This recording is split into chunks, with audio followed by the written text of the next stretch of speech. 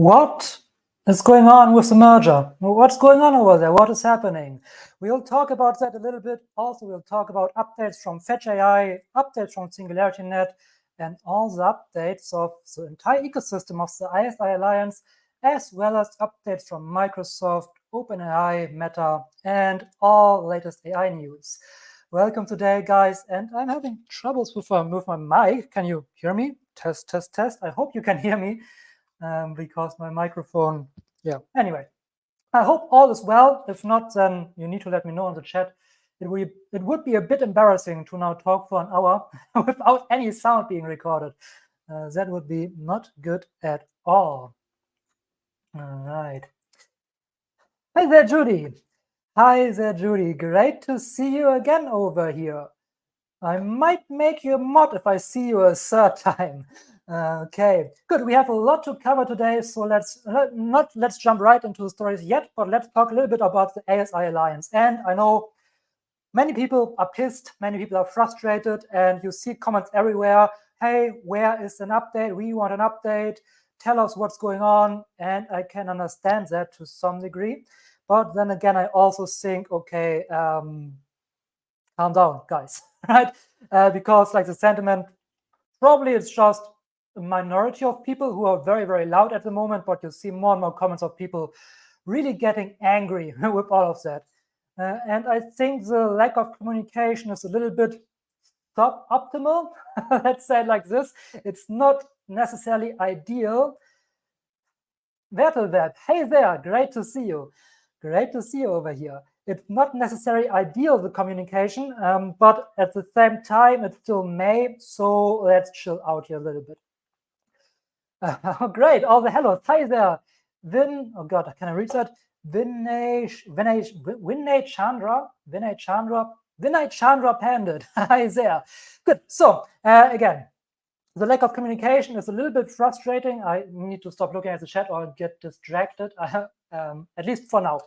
So the lack of communication is a little bit frustrating. I get that. I'm a little bit frustrated as well, but at the same time, we have no idea what's going on. So my guess is, my best guess, of course, I don't know, but my best guess is that obviously a three-way token merger is complex and complicated, and they have a lot of things to coordinate, specifically with all the different exchanges where all the tokens are listed.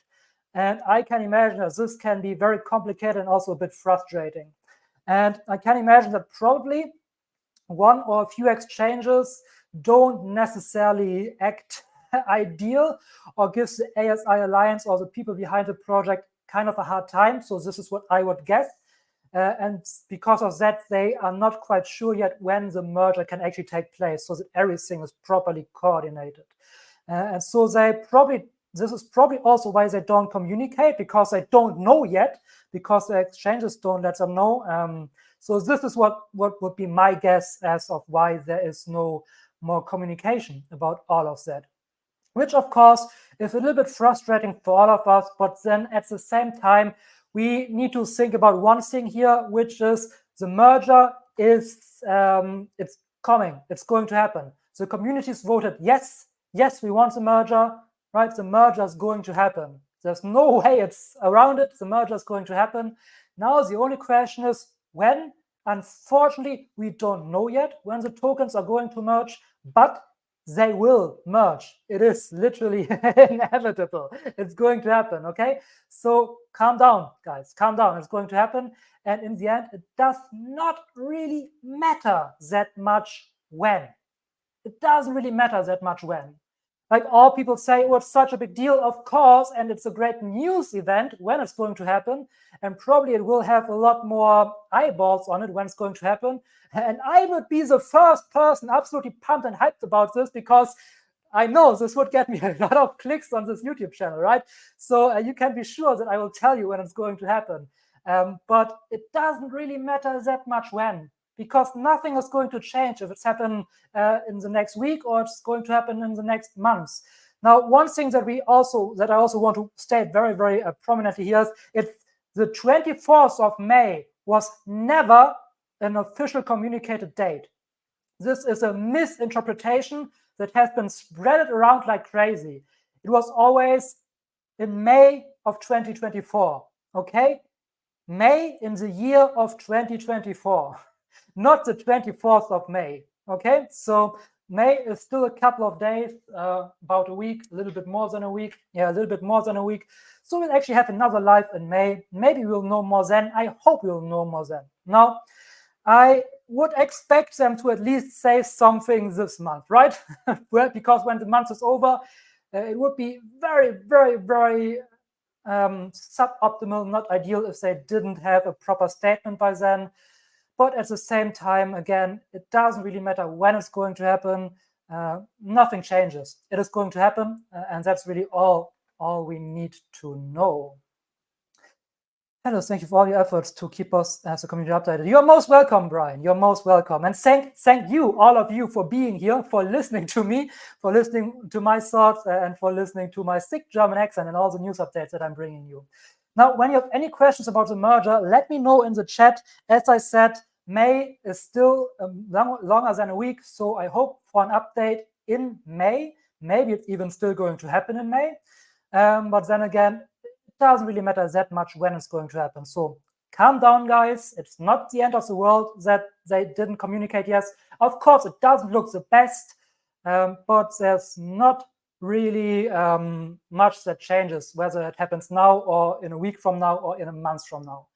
So let's all calm down a little bit here and just enjoy the amazing updates of all the different projects within the ecosystem of the ASI Alliance, starting with, if I can find it over here, with the Fetch news.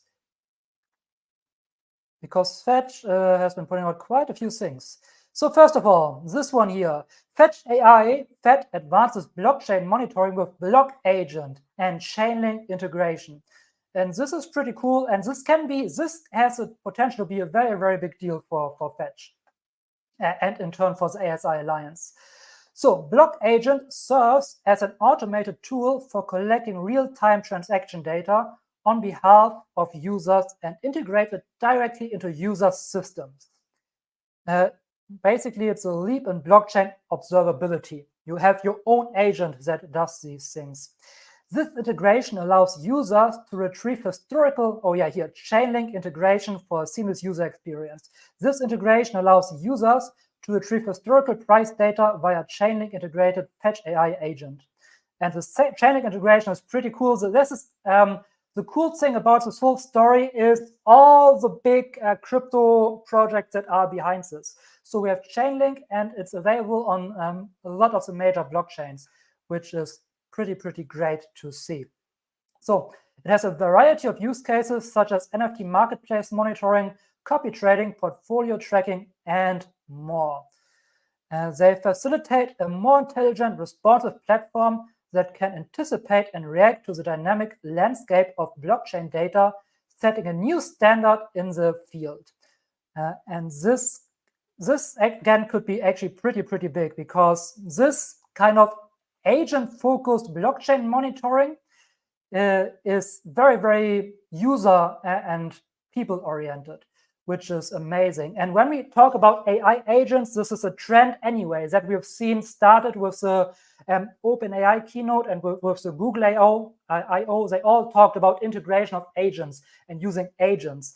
And who is the company when it comes to AI agents? It's Fetch AI. AI agents, using AI agents for many different things, is everything that Fetch AI is doing.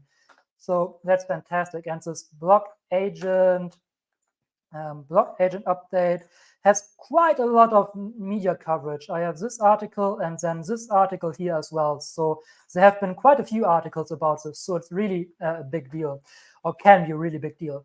Here, Fetch AI launches block agent with Chainlink for blockchain insights.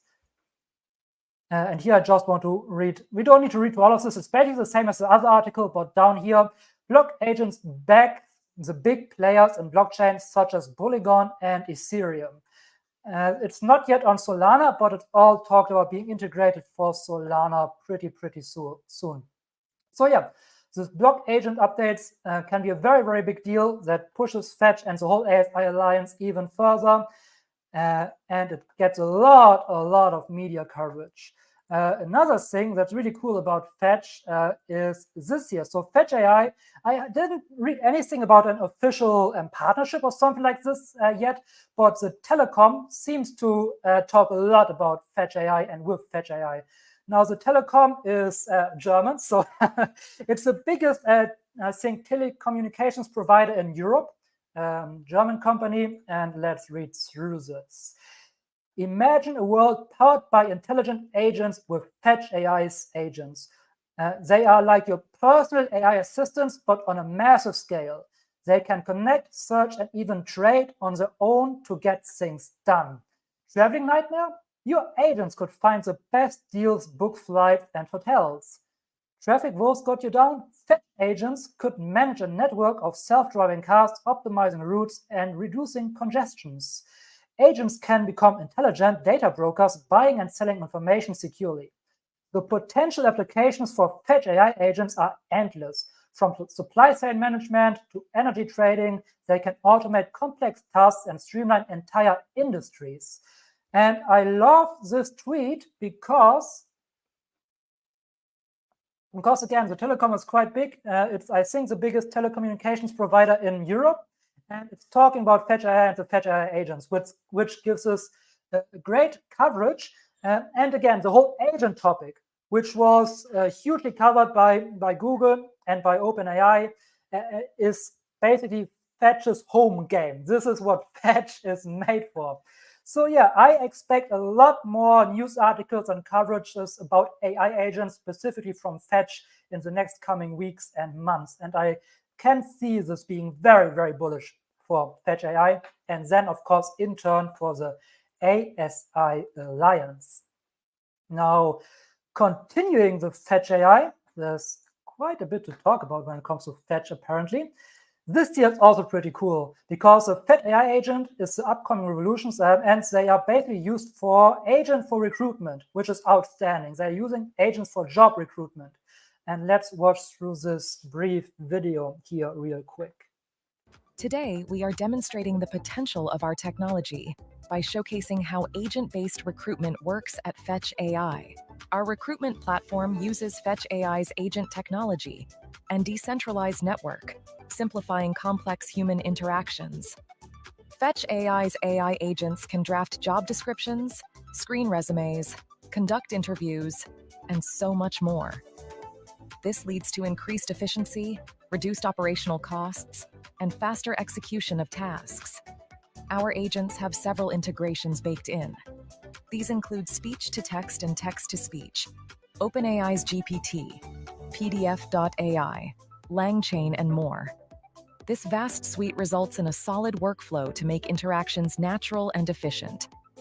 Fetch AI's proprietary AI engine and agent technology allows for the deployment and routing of millions of autonomous agents, enabling the scaling of applications and services to meet growing demand. Agents can interact with different AI systems, facilitating seamless integration and interoperability. We're using the micro. So yeah, pretty cool. And I think this can become a very, very big deal in the future. And I also saw an article on VentureBeats. I won't talk about it, this specific article today, but they had another, I think, startup that was also starting to use AI agents to integrate them for job recruitment. And this is basically what Fetch AI is doing as well. And I'm pretty sure that Fetch AI will take the lead over here. And continuing with Fetch AI news, or not quite Fetch AI, but Humayun Sheikh, Humayun Sheikh, I hope I'm pronouncing the name right, recently had an interview on Forbes where he talked about, well, let's read through what he talked about. So leaders who are laser focused on what the technology means to their clients are likely to come up top. So when it comes to AI startups and AI companies, the technology will all be kind of on par with each other. This is the whole point here, especially in the future. So then the main thing in a future where anyone can train and deploy a complex AI model at a fraction of today's costs, the winners will be the CEOs who focus on client-centric implementations and understanding the why their clients came to the table with. And this is a very, very great analysis and something that gets lost within many companies and startups, as it seems. They just focus so much on the tech because the tech is great and it's amazing and you have fun with the tech. But what you really need to focus on is the clients. You need to think about your customer. If you want to, well, get clients and customers, you need to focus on your customer. What would they want? What can you do for them? And this is something, and this is also why I'm very bullish on Fetch and also on the ASI Alliance in general. This is something that Fetch has been focusing on right from the beginning. They've been focusing right from the beginning on making it user-friendly, on making the interaction with their products as user-friendly as possible, and focusing on potential users, clients, and such. And this is a huge advantage, especially in a world where AI becomes more and more on par with one another over time.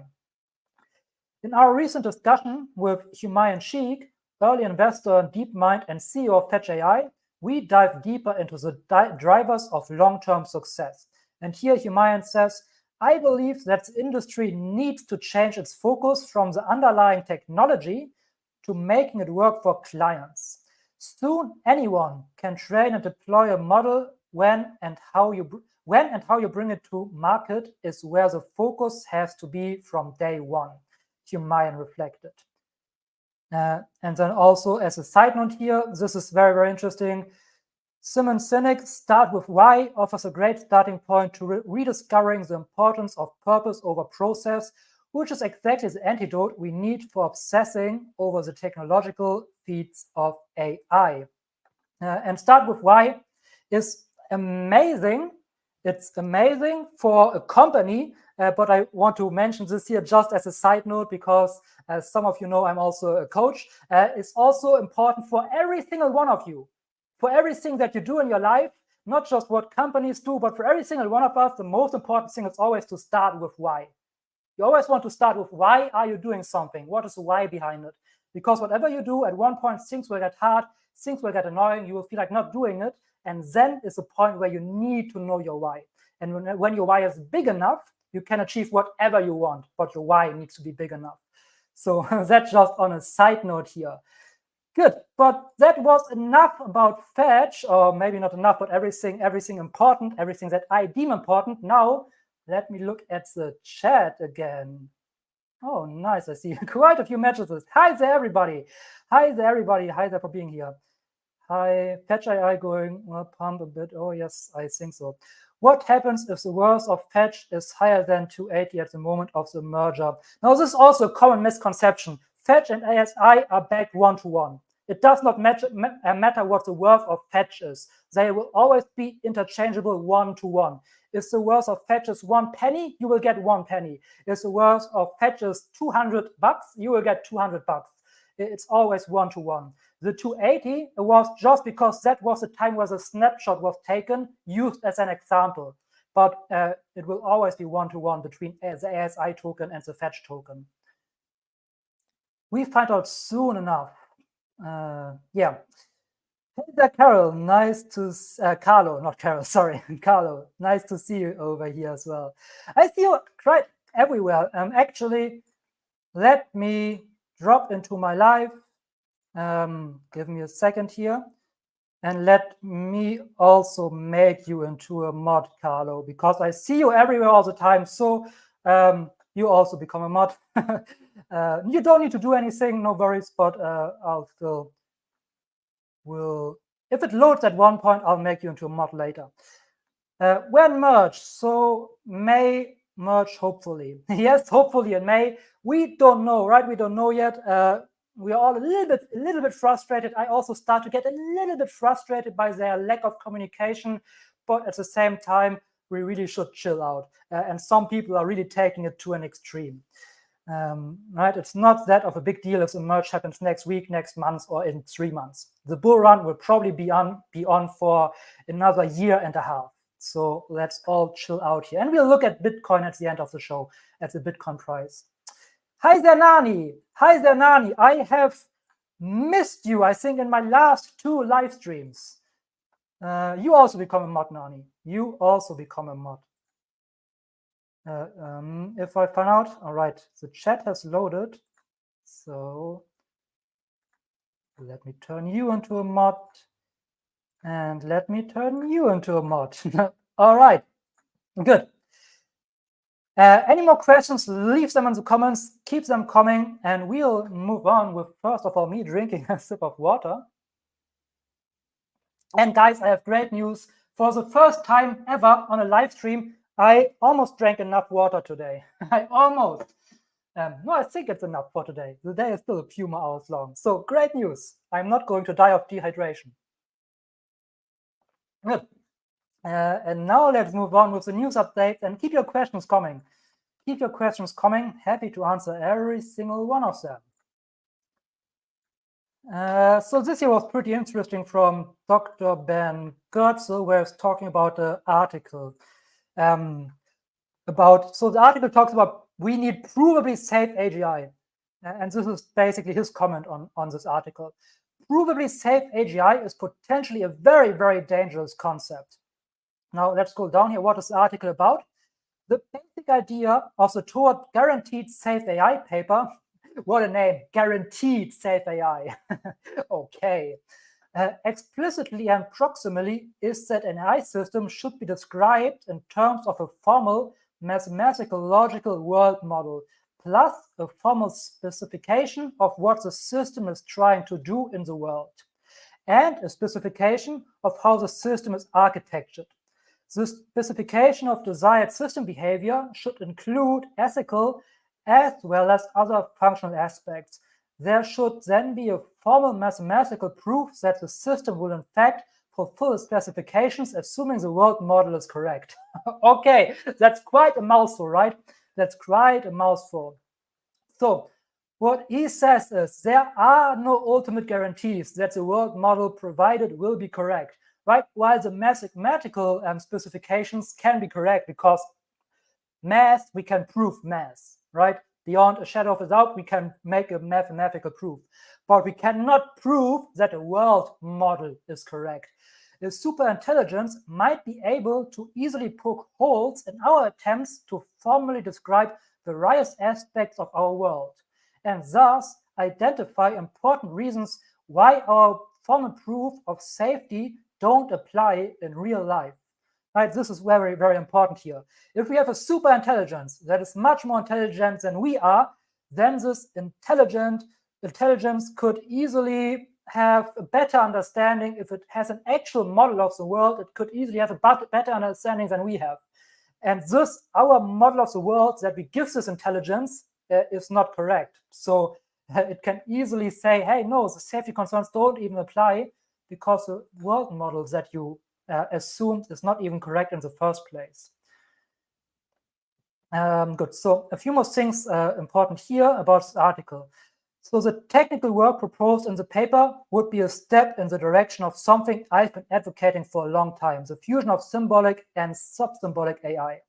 So sub-symbolic AI are large language models because you don't have symbolic representations of everything.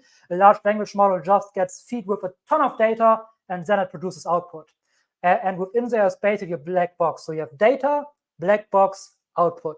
For symbolic and not a sub-symbolic, for a symbolic AI model, you have a symbol that represents everything.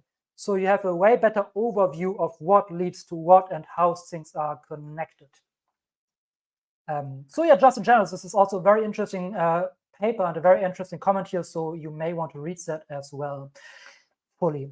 AIs should come with formal mathematical demonstrated safety guarantees. There's clearly no feasible way to provide such guarantees except for quite narrow AI systems.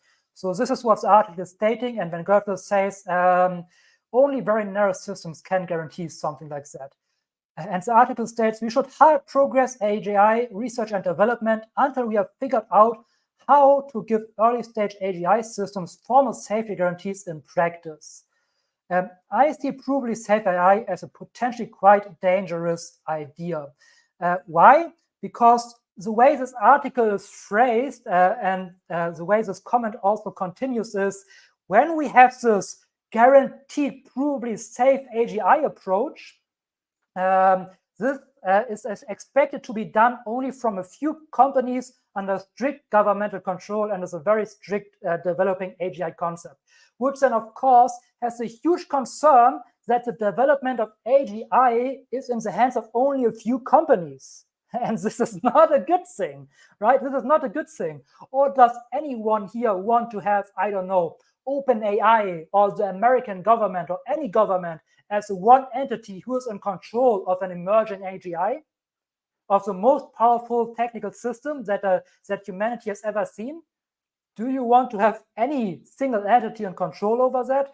Well, I guess if you would that, you would not be here, right? So you all understand the dangers of this. Nothing to say about more in this regard. So yes, he says we should try our best to formalize our world models and AI system goals and architectures. We should try our best, but it's not feasible to expect that we can fully do this to 100%. Yeah. This is not a situation like nuclear weapons or genetically engineered pathogens, where one is dealing with technologies whose primary purpose is evil, right? Yes, of course, it makes sense that a nuclear weapon is in governmental control, because who want any company to be in control of a nuclear weapon? But an AI system is very different, because advanced AI, including AI verging toward AGI, with executive functions, has tremendous and obvious potential to both do good for the world. The most reasonable path toward a beneficial future is not heavy-handed control of AI by mega corporations working closely with major governments, but rather democratic and decentralized guidance of the process of creating, deploying, and reaching increasingly advanced AI and AGI systems, which I think everybody here agrees upon. Discussions of provably safe AI in the current AI-AGI political landscape seem too often mix genuine interest in provable safe AI with use of the concept as a label as a lead into arguments for heavy AI regulation and corporate control, which is something we obviously do not want. And I also really like this quote here: don't worry, nothing is under control, right? Perfect quote. Don't worry, nothing is under control. What we need is mostly creative co-evolution, not hierarchical control. At the top level, it's not control, but creativity, a creative evolution that got our species where it is today. If our current scientific understanding of the universe is remotely correct, we can never have fully provable, safe AGI with power at the human level or beyond, right? Doesn't seem really possible, because an AGI, by its definition, would have its own intrinsic goals. And at one point, by its definition, in developing to AGI, to ASI, would be the best to program itself. And if it can program itself better than humans can, then we cannot put safeguards in place that it cannot circumvent. So having fully provable safe AGI, by that definition, is not fully possible. And as a last statement, democratic, decentralized, open AGI, free of corporate control and overly heavy government regulation, is the best way to work toward advanced AGI systems. A very interesting article. I would recommend everybody to read it fully. I'll just put it in the chat right now if you want to. But this article from Ben Goertzel from a few days ago also shows, obviously, he is very interested in pushing decentralized development of AGI forward. So don't worry, the merger will happen, okay?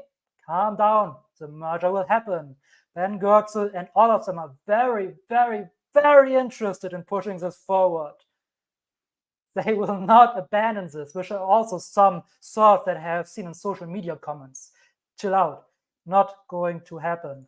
We maybe need to wait a little longer. I still hope it's going to happen in May, but there's no reason, like, it would absolutely make no sense to think that it's not going to happen just because there are complications.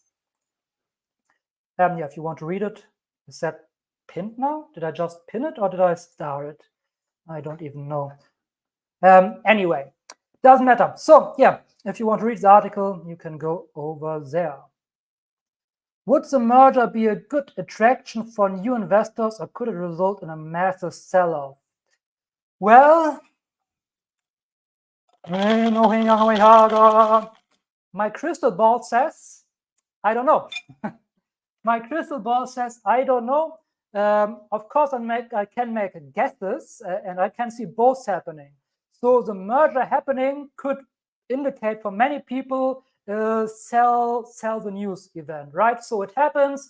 So many people maybe expect that the price goes up when it happens, so they start selling because the price goes up. But at the same time, the merger is also a very, very big deal that will probably get a lot of media coverage, also media coverage outside of the crypto space, which could attract a lot of new people. So it has the potential to do both. Which will be the more dominant factor? I don't know.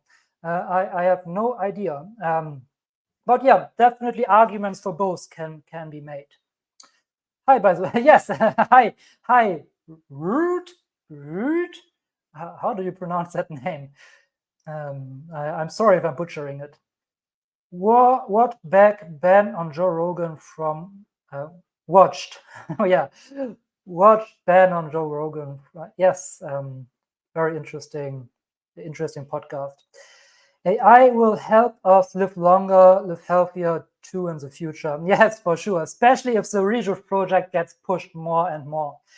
The larger market cap will put a lot of investors off, surely. I don't know about that. I think it will probably rather attract a lot of more investors, because what you always need to think about is that a larger market cap is safer, right? And people who don't have a lot of money will make risky plays. But the really, really big players, they want safe plays. The really, really big players with big amounts of money are in Bitcoin and in Ethereum. They don't buy tiny market cap points like Pal AI or Palm AI. They don't put their money in there because it's way too risky. If you already have millions, you don't need a risky play to make more. You want to, yes, grow your money, but you definitely don't want to lose your money. So larger market caps have the potential to attract much larger money and not just small investors. So yeah, it might put off a few people who want like 20, 50, 100 X's, but the really, really big money will likely be more attracted to larger market caps.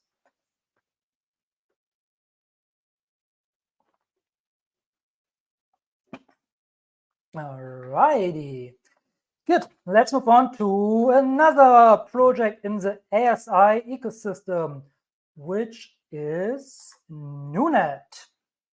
By the way, guys, do you want me to make a video about Nunet, or do you want me to make a video about, actually, let me make a poll.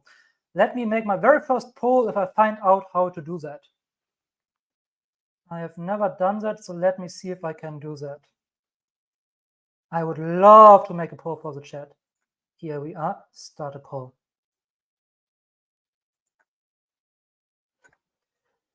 Would you watch a project breakdown of Nunet?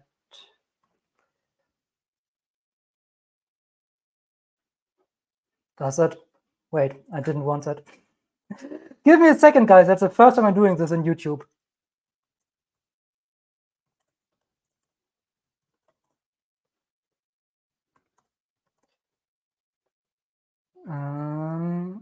All right. Yes, my very first poll is live. Okay. Let's see. Nvidia earnings today, I think. Oh, yes, today? Okay. No, I'll have a look into that later. Good. Now, first of all, let's get into the Nunet here. And by the way, before we move on to that, actually, let me get into another thing that I want to show everybody here. Because the Nunet article is talking about small language models and how small language models can really push the Nunet adoption and the Nunet vision forward. And so I want to quickly plug myself here. If you have not watched it yet, please go here and watch my newest video, From Goliath to David, how small language models are revolutionizing AI.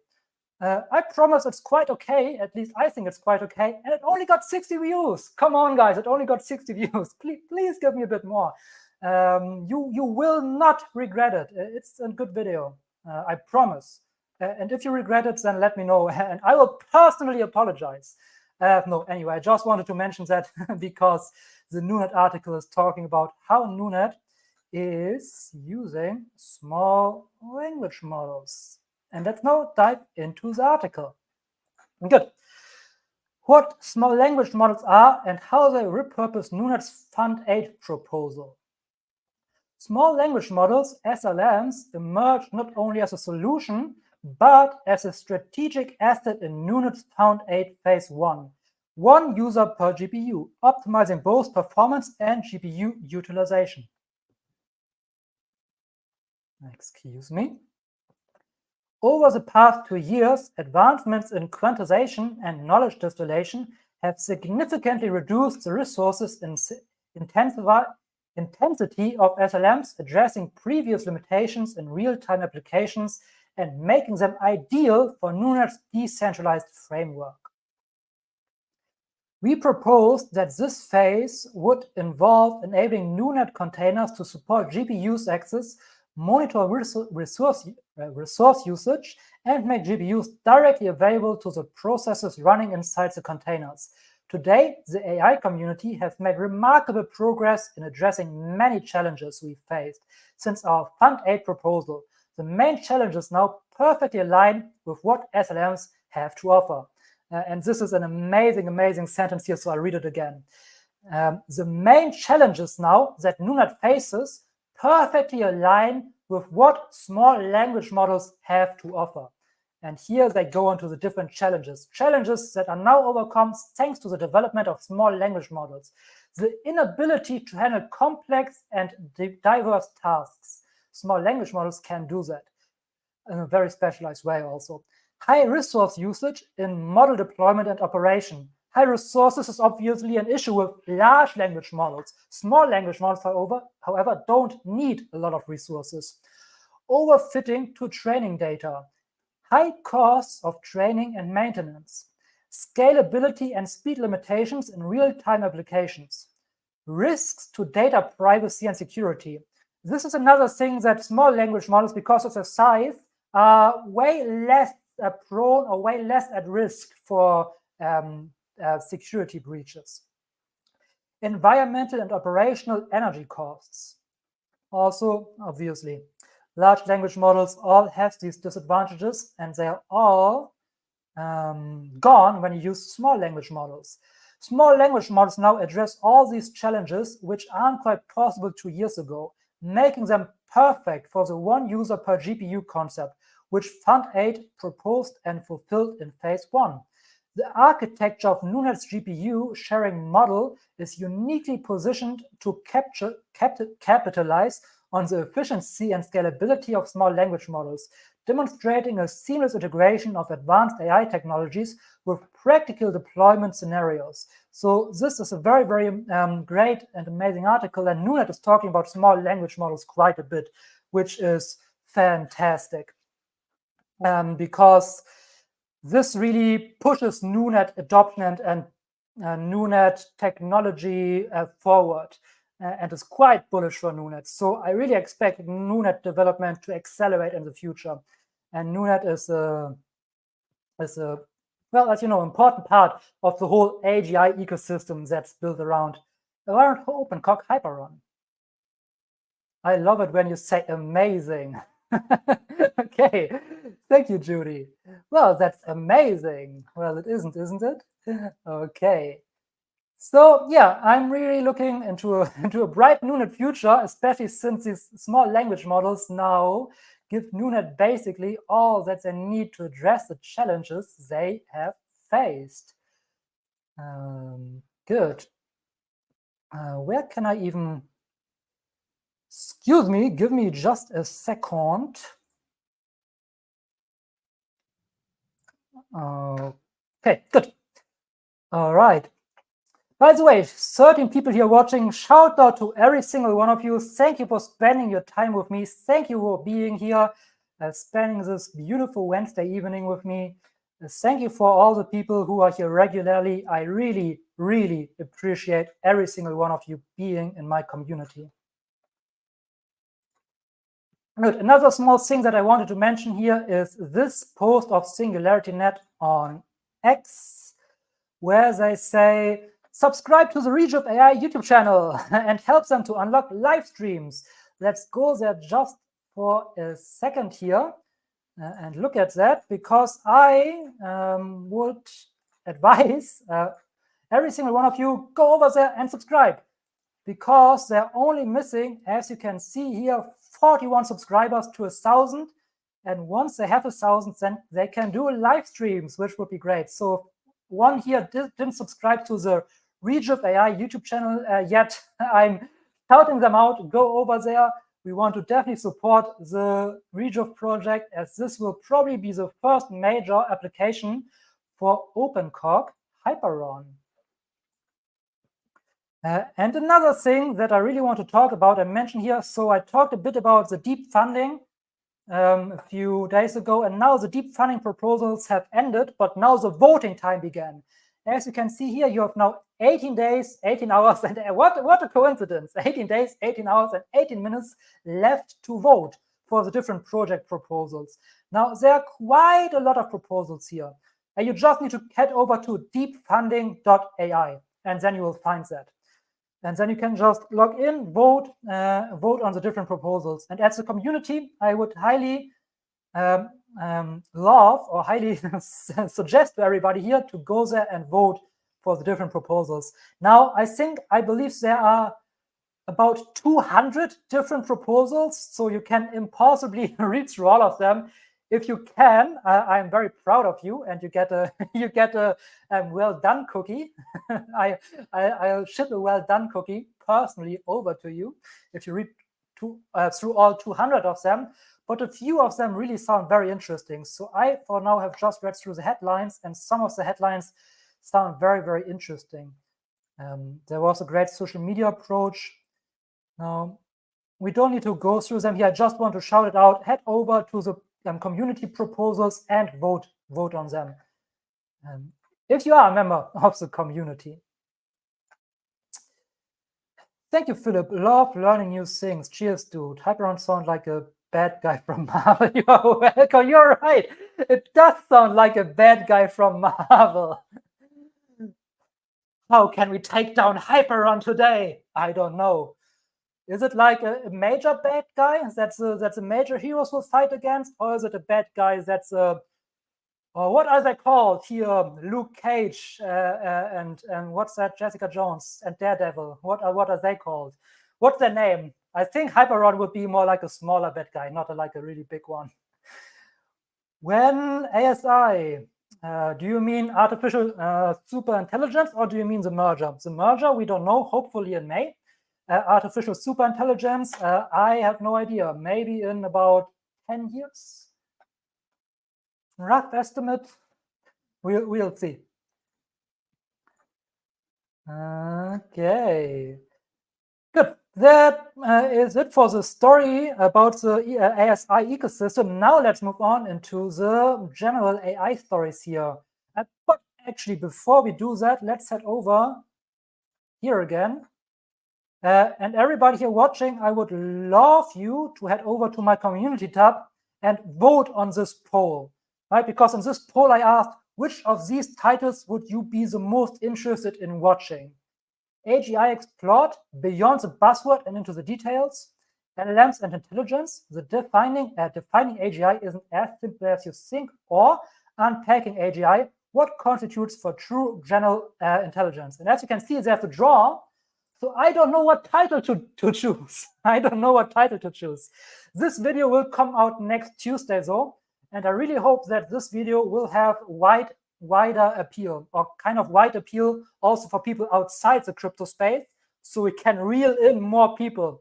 And for that, I need your help with coming up with the best title. So please head over and cast your vote, because I don't know what to do with a draw. And another thing, if you wonder if you become a channel member, what happens if you become a channel member? Now on the lowest tier, you will get community posts, and these could look like, for example, these here. So here I shouted out the Bitcoin price. Here BTC is right now at the last prominent daily swing high. We'll look at that. Actually, we'll look at that right now. It could have a sharp snap above, and then it snapped above, and I said BTC just reached daily fair value gap. I was looking at, after we didn't get a sharp rejection, we could now go up from here, possibly go bananas. Of course, a sharp rejection is still possible. So I will give you these kind of updates on my community tab for all the members, just in case this is interesting for you. Okay. You're leagues ahead of any other YouTuber on AI. Thanks for passing on the knowledge. Thank you so much, right? Thank you, man. Really, this makes me so happy when you say that. Really, thank you so much for these comments. Right. I love my community, all of you. You are really an amazing community. And like these Wednesdays are actually the most amazing days of my week. I love doing this live stream and hanging out with all of you here. It's really a lot of fun.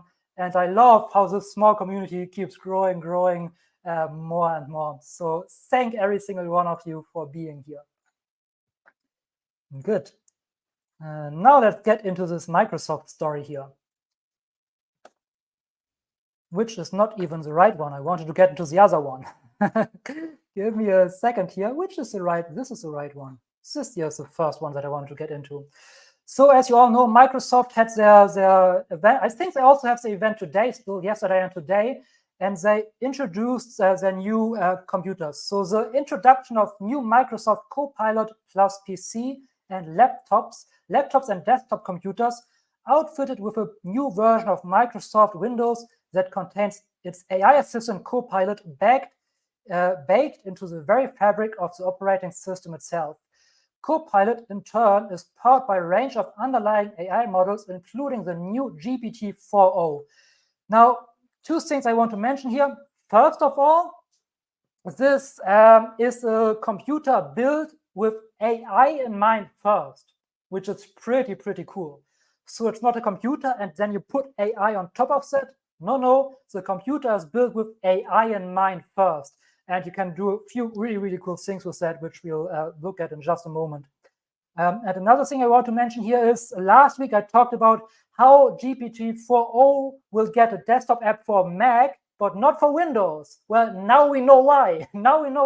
Because Windows is actually building computers with GPT-4o immediately integrated into it.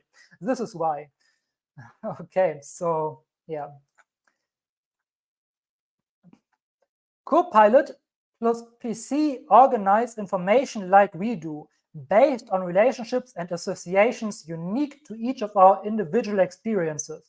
This helps you remember things you may have forgotten, so you can find what you're looking for quickly and intuitively by simply using the cues you remember. And if anyone here is familiar with the AI application My Mind, I talked about My Mind in future past videos, that sounds a little bit like My Mind. So you browse through your computer, you do all kinds of stuff all day long, and then you think back, wait, on that web page, I want to go to this web page again. There was this one thing, it had a book on it, a black book. What was the name of the web page? And you can just tell your AI, hey, there was this web page with a black book. What was it? Can you bring me back to that? And it will bring you back to that, which is pretty amazing. A program that records, of course, it's also sounding, and now we get into the a little bit sketchy sounding stuff, but I personally, as of now, don't think it's a big deal, and it's a little bit blown out of proportion. A program that records all your PC activity may sound Orwellian, dystopian, yeah, maybe kind of if you put it like this, or ill-advised, but in that same blog post, the company sought to quell concerns over privacy and security, stating that the data was stored entirely on your device. The data was stored in an encrypted format on the user's PC, would never be sent up to the cloud or the web, nor would it be used to train any Microsoft models. And you could also use this offline. you never need to connect it to the internet because the AI model is built into the computer. It's not from a cloud, it's built into the computer. But yes, they have encryption and safety measures in place. So I don't think this is a concern. There was a huge outcry of many people who are, oh no, Microsoft has no complete full surveillance over computer systems. If they do that, I don't think that's the case here, and this is nothing that concerns me really.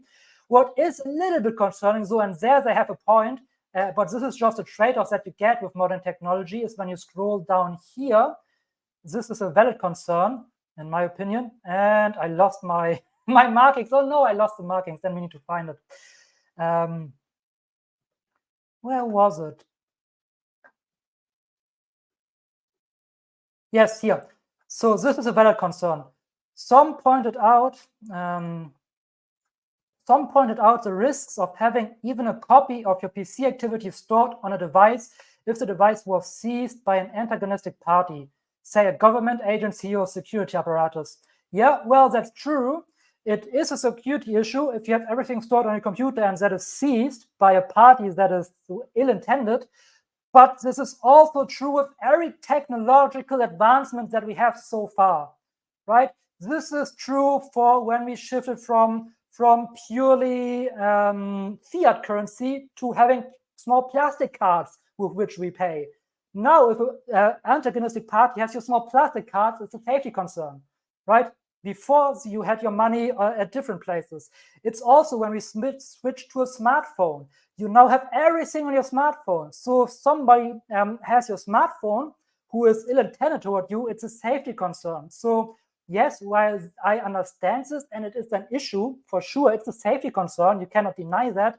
It's also nothing that we haven't seen with different technological advancements in the past. So I don't think it's that big of a deal. But yes, it's for sure a valid concern, for sure. Yeah, even in a more benign case, losing your device or having it stolen, users express concerns that the sensitive information, such as passwords, could be accessed through the recall feature. Yes, but again, this is a safety concern, as I just mentioned, that we have with all new technological developments. I understand that concern, it's valid, but at the same time, it's the same concern that everybody could have had when we came up with smartphones. My passwords are stored in obviously stored in my password manager. So if somebody can crack into my smartphone, which is really not that hard these days, they can go to my pages and then just use my password manager to get into stuff. Fraud who is looking at my video right now, please don't steal my smartphone. Please just don't do it. But yeah, this is a safety concern that is not, nothing new in my opinion. Nothing new in my opinion here. So while it's valid, I don't see the really big deal with that. Now let's look at, and I recommended him before, but I highly recommend him for anybody who wants to stay up to date with the latest AI news. Watch Matt Wolf. Matt Wolf, best YouTube channel when you really want to stay up to date with all the AI news that come out. Of course, I try to update you as well once a week, but he is really, really thorough with like everything that comes out. But yeah, let's watch him. He was at the Microsoft conference and he tested the feature. So let's look at that. This was pretty cool here. What we're looking at here is the recall feature.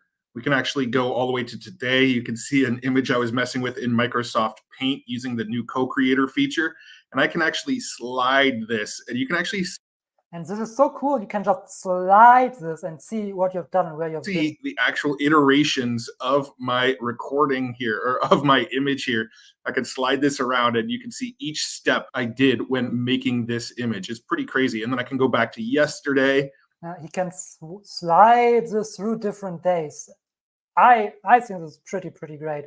Obviously, yeah, the safety concerns are valid as we talked about, but still, man, this is freaking amazing. I can see, who was actually working on this computer.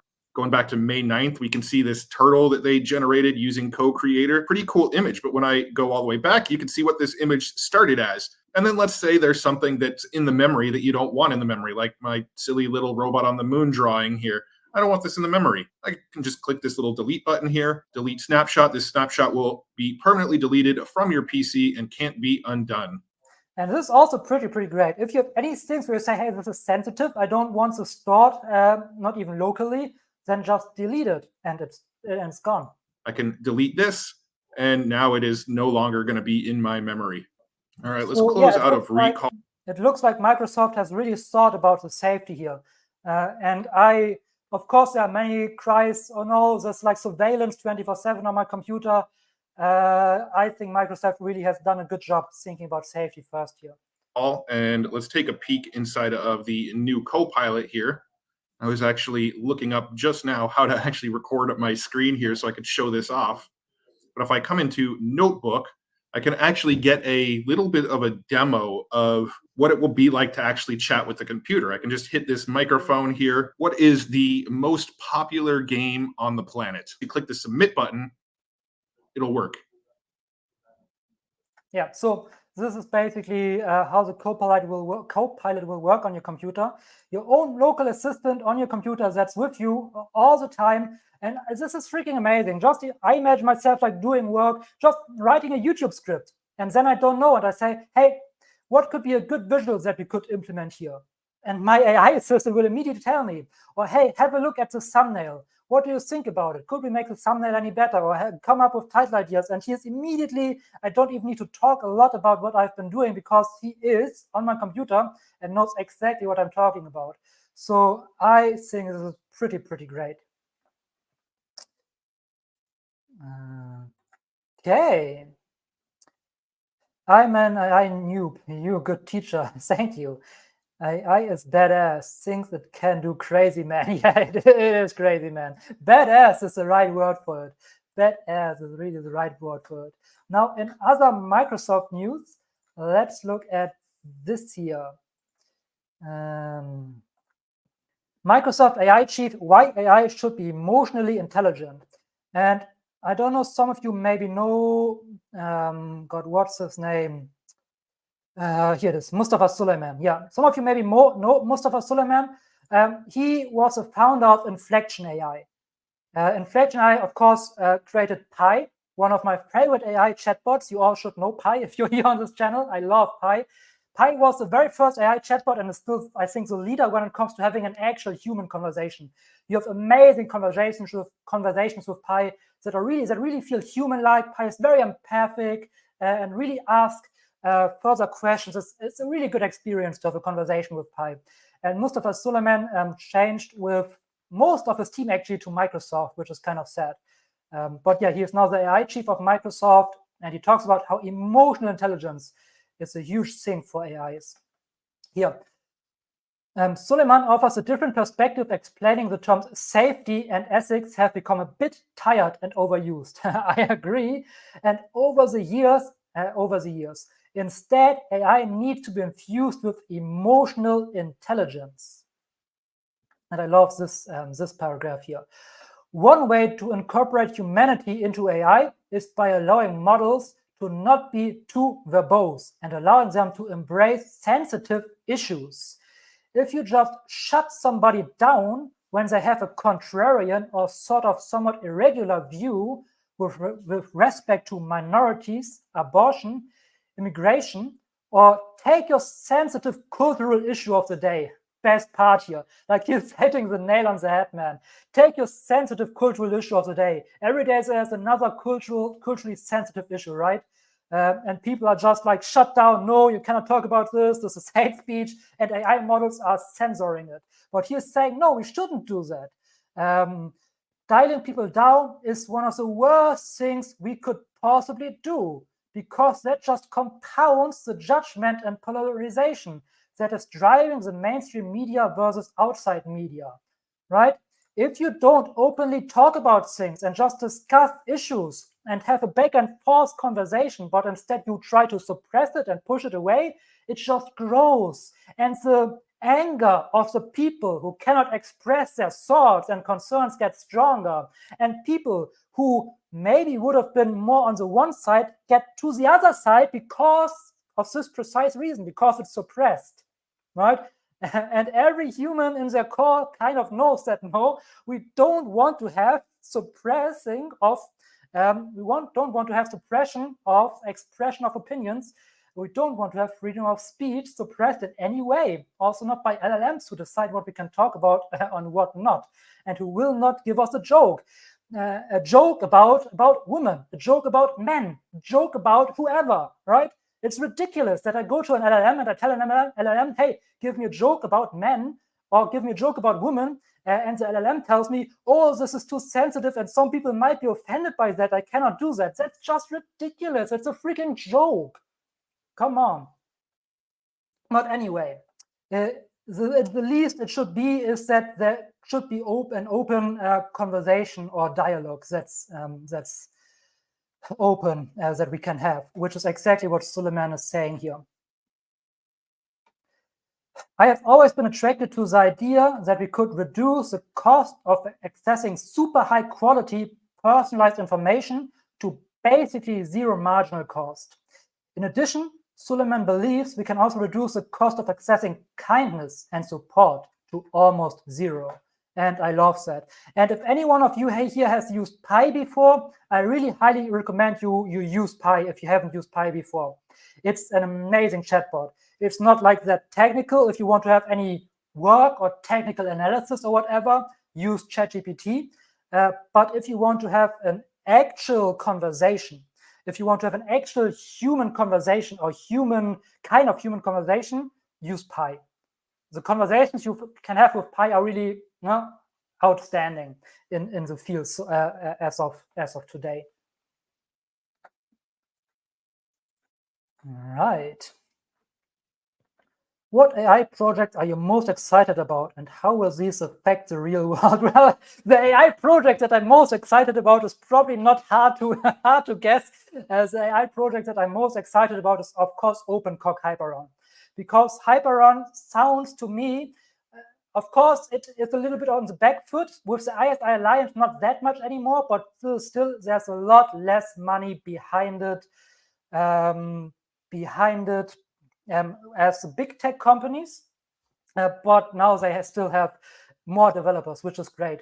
But OpenCog Hyperon, with their approach of fusing all different AGI approaches together and have them work on communicate with one another, and with the whole ecosystem they have built around that, I'm really most excited about them and what they can show. And I truly believe that they have a shot at developing AGI first. So I'm most excited about Hyperon for sure, and the implications could be incredible if they really manage to bring out an AGI system. And next week I have on Tuesdays a video about what AGI actually means, or how we can think about AGI. If they really manage to do that, man, it's going to change the world forever. How ironic! I will teach us humans emotional intelligence. Yes. Yes, for some that's probably really needed. I've always preferred to laugh with people, not at people. Yes, for sure. But this is always a two-edged sword, right? Obviously, a joke, let's say a joke about men, can be used in a harmful way to degrade men. But then again, so can everything. So can everything, right? If I make a joke about men, most people will laugh about that and think it's funny, because it is, right? Of course, also depends on the joke, but most people, when they make a joke, the point is to make a joke to make people laugh, and we should all be able to laugh at ourselves. And yes, if we don't want to portray stereotypes, but the truth is there are some stereotypes that are pretty common, and it can be funny to laugh about them. I really enjoy stereotypes about Germans, for example. I really enjoy these kind of jokes. And I feel like if someone really gets offended by that, they probably have emotional healing to do themselves.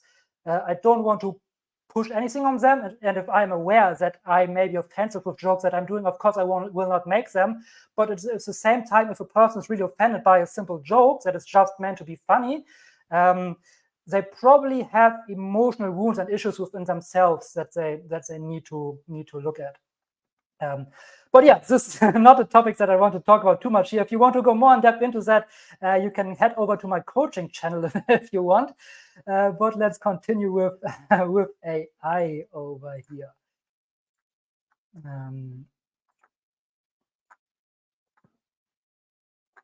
All right. So Meta introduces Chameleon, a state-of-the-art multi-model model. So a new model from Meta. I lost this picture, by the way. I think this picture is pretty cool. Their reported experiments show that Chameleon achieves state-of-the-art performance in various tasks, including image captioning and visual question answering, while remaining competitive in text-only tasks. So yeah, this is a model. It has been designed from the ground up to learn from an interleaved mixture of images, text, code, and other modalities. So it's not an image model, a text model, a code model that then all come together and work with one another. It's one model that has learned from all of this, which is kind of similar to what we've also seen with GPT-4o. One of the trade-offs of multimodality is a performance drop in single modality requests. For example, vision language models tend to have lower performance on text-only prompts, but Chameleon remains competitive on text-only benchmarks, which is great. So they could, with their new approach, they could mitigate the drop-off. If Meta continues to follow its playbook and release the weights for Chameleon, it could become an open alternative to private models. And this is a really cool thing here, because what we have seen from Meta so far is that Meta puts out everything open source. So we all kind of expect that Meta will put out this model open source as well. Good, but which would be great. But let's move on to the next story, because I'm already talking since an hour. There's really a lot of news stories this week, so I hope you brought a little bit of more time today. This is what I want to talk about, because this is interesting. Not that big, but still interesting. OpenAI and Sam Altman slammed for imitating Scarlett Johansson's voice without consent. No, we don't need to read through that. So apparently there's, I don't know the movie. It's a movie called Her, where apparently Scarlett Johansson voices a robot girlfriend or AI girlfriend or something like that. I have never heard about the movie. And as I showed off ChatGPT 4o, they basically used Scarlett Johansson's voice. And I mean, the reaction from Sam Altman is just ridiculous. OpenAI posted a statement on X revealing that it was working to pause the use of Sky while it addresses questions about how we choose the voices in ChatGPT. Now, Sky is a voice that allegedly uses the voice of Scarlett Johansson.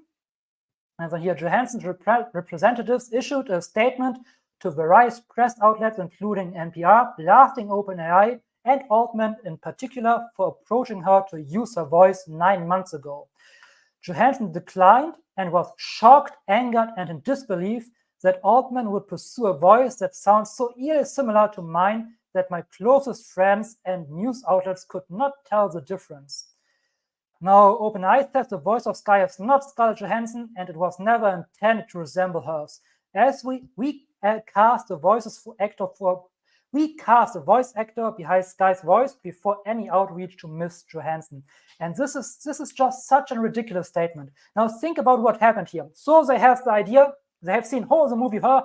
It would be amazing if we could have Scarlett Johansson's voice for that. So let's invite voice actors for Scarlett Johansson's voice, which they decide, and then they decide, maybe we could get issues with that. Maybe we could get in trouble. So let's be sure and ask her. So they ask Scarlett Johansson, and then she declined and says, no, I don't want you to use my voice. And then they say, well, damn. Well, heck, that would have probably been better if we didn't ask. Anyway, let's just go ahead with it and do it anyway, right? And they went ahead with it and did it anyway. And now they say, oh, it was never intended to resemble Scarlett Johansson's voice, which is just ridiculous. Obviously, it was intended to resemble exactly her voice, right? They talked about the movie Her, and they leaded up to the movie Her in a gazillion tweets beforehand. So them now telling it was not intended to resemble her voice, it's just a ridiculous, filthy lie. And I don't know what to think about this at this point. Now, the issue, if we should be able to use this kind of voices, is a different issue, which I don't want to discuss here because I don't think I have a definite answer for that. But that they are obviously lying in that way here, because obviously it was intended to be Scarlett Johansson's voice. It doesn't matter if they reached out to the voice actors beforehand. They definitely reached out with the intent to make it Scarlett Johansson's voice. It's obvious by everything they have said and tweeted. And now they come out after Scarlett Johansson said, no, you cannot do that, do it anyway, and now say, oh, it wasn't intended to be. It's just such an obvious bad lie. Yeah. Really, that together with all the other news really gets me concerned about the ethics of OpenAI and the people behind it. So let's see what happens with OpenAI in the coming weeks and months and years. All right, good. And now we have gone through all the articles for today. So let's jump into our Bitcoin watch. And let's see what has happened. Good. As we can see here, now obviously, and I say it all the time, I have no idea what I'm talking about. This is not financial advice. I'm just talking out of my own ignorance. Crypto is extremely dangerous. You could get wrecked, and you probably will get wrecked. Most people who buy crypto or invest in crypto get wrecked and lose all their money. So be careful and don't do what I'm telling. Don't take anything here, what I'm saying, serious. It's just entertainment purpose only. Yada, yada, yada. Good. Now, and as with everything I say, of course, I can never make any definite statements because crypto could dump in your face at any second. We always need to be clear about that. But yeah, as we have approached this last 2 months, we have traded down here. And I told you, yes, what I would expect was this big fair value gap here. Well, 3 scenarios. One scenario is that we dip in here and then we shoot up. Right now, it looks like we get that. The other scenario would have been that we go in here and then we break down and we come all the way down to the swing low, maybe even to this one and consolidate before we go up. And then obviously the third scenario would have been that we go in here and then kind of we dangle around here and then we shoot up. Now, it looks right now that we are getting the dip and the shoot up. No, we definitely dipped in here. So this is beautiful, actually, because we didn't even reach halfway. We didn't even reach halfway here of this fair value gap. And this is extremely bullish for me, especially when you see how the candle has reacted. The candle really has shot down into our weekly. We can see here that we have here our very prominent weekly swing low. And we don't want to make a lower swing low than just that. Now, we cannot say what in the weekly is going to happen, obviously, because we don't. The weekly swing low takes a few weeks to form. We'll see if this here becomes a swing high. I wouldn't be too concerned if that becomes a swing high, as long as we stay above this red line here. This is what we've talked about. I believe this is what we've talked about last week. As you can see here is our last weekly swing high. Oh, I said leggings. Oh, I have some magnet on, that's why. So here's our, come on, here's our last weekly swing high. And I said, yes, we want to get above this. We want to get above our last weekly swing high, which we did. And what did I tell you? I said, when we get above this, we either get a sharp rejection or we shoot past it. And we shot past it. Now we shot right into this here. This is our daily fair value gap. We'll drop into that in just a moment. For now, let's stay with the swing high. When we get a higher swing high than here, we are basically almost in an uptrend again. Now an uptrend is confirmed when we also get a higher swing low. But a higher swing high would be a great start. Now, how do we get a swing high? We get a swing high by having a high here. Why is that? lagging so annoyingly. So how do we get a swing high? We get a swing high by having, we have here high, then we have a higher high up here. I think that must be TradingView that's lagging. And then we have a lower high up here. So that confirms the swing high. So we need to wait until this candle close and until next week's candle close until we can confirm this as a swing high, because the next candle needs to be lower. Now, I can fully see how the next candle just continues pumping, how the next candle just continues pumping and shoots up higher. And that wouldn't be too bad, because this even would give us a higher possibility of making a new higher swing high.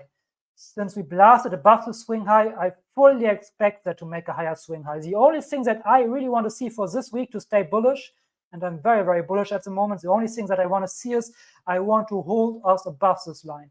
I want us to close this week above this red line, above about the last prominent swing high, and then we are, in my opinion, looking all good for a very, very bullish expansion in the next coming weeks here.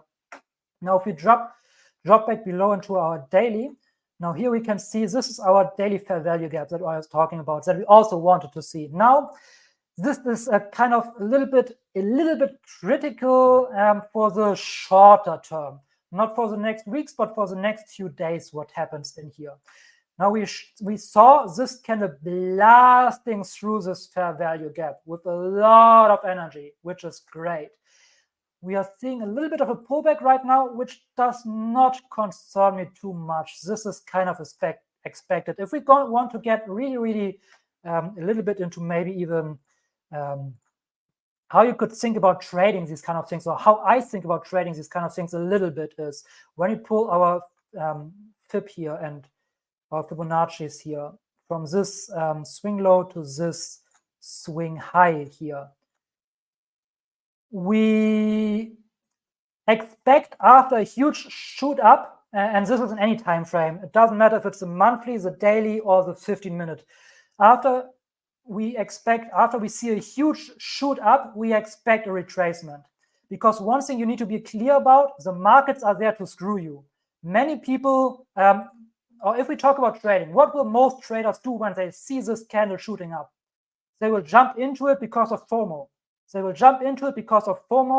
And then the market maker says, okay, well, great, thank you for your liquidity, and they get liquidated. This is just what happens after we shoot up. And this is also, by the way, what happens when we have a sharp shoot down. We go up, and all the people who jumped into the short get liquidated. This is how the markets interact. So what I would expect here is a retracement for now, a retracement into this kind of zone. And then we shoot up further. This is one thing that we could see here. And by the way, huge shout out here, and I really want to do this, huge shout out to the Crypto Lifer on YouTube. If you want to get trading experience and crypto trading knowledge, jump over to the Crypto Lifer. Okay, thank you. Good. Not me. I'm a noob. I can maybe give you a little bit of estimation where the big time frames are going, and I'm trading that as well. But if you really want to have great trading experience, head over to Crypto Lifer. Good. So what I would expect here is that we get this retracement down here, maybe even stay in this fair value gap. It would be really amazing if we could stay above the halfway point. That would be extremely bullish. But even if we go down here, it wouldn't be too bad. And then shoot up. Now, what is this? This red line here. So this red line down here is our weekly swing high. No, this is our weekly swing high. Yes. Wait a second. I didn't even pay attention to this. Is our weekly swing high? Okay, damn, this is beautiful. I didn't even pay attention to this, but our weekly swing high lines up with the 786 here almost perfectly. So yeah, if we see it coming down there, this could be a very possible scenario here, that we see it coming down here and then here getting a sharp shoot up. But let's see. Again, this would just look very beautiful, but we'll see. We'll see what happens. Right? So yeah, we are now in confirmed daily uptrend again. Not in a weekly uptrend, but we are in a confirmed daily uptrend again. Because we had our daily swing low over here. We made a higher swing low. We had a daily swing high here. Now we made a higher swing high. So we made a higher swing low, a higher swing high. So in the daily, we are in an uptrend again. In the weekly, not yet quiet, but almost. And in the monthly, we have, yes, we have not in an uptrend. Yes, we are still in an uptrend in the monthly. So yeah, everything looking good so far.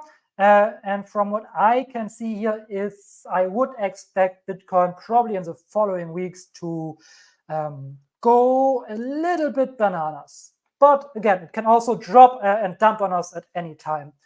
If you want more real-time updates, feel free to join channel members.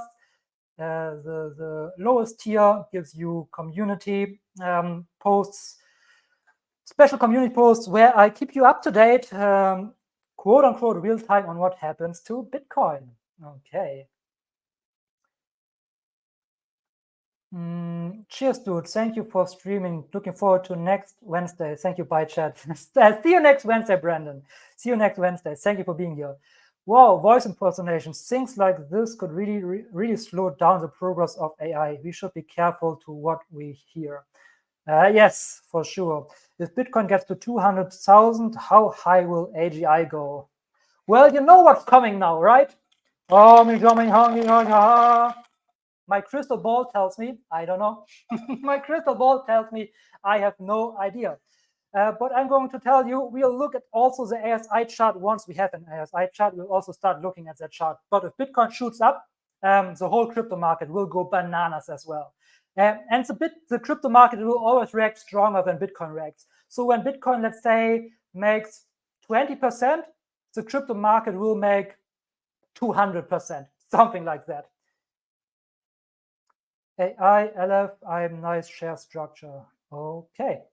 Not entirely sure what that means. All right. Thank you, everybody, for being here. Thank you so much for spending your time with me, even though today was a little bit longer because there were a lot of news stories that I wanted to cover. 8 people still watching. Shout out to every single one of you. Thank you for being in my community. I appreciate you. One thing that I always forget, hit the like button on your way out. I would highly appreciate that. And I'm looking forward to seeing all of you next week. Please answer the poll in my community tab so I know which title to pick for the video about AGI that's coming out on Tuesday. I hope you will enjoy that. I definitely enjoyed making it. I think it is pretty an okay video, I would say. One of my better videos, I would say.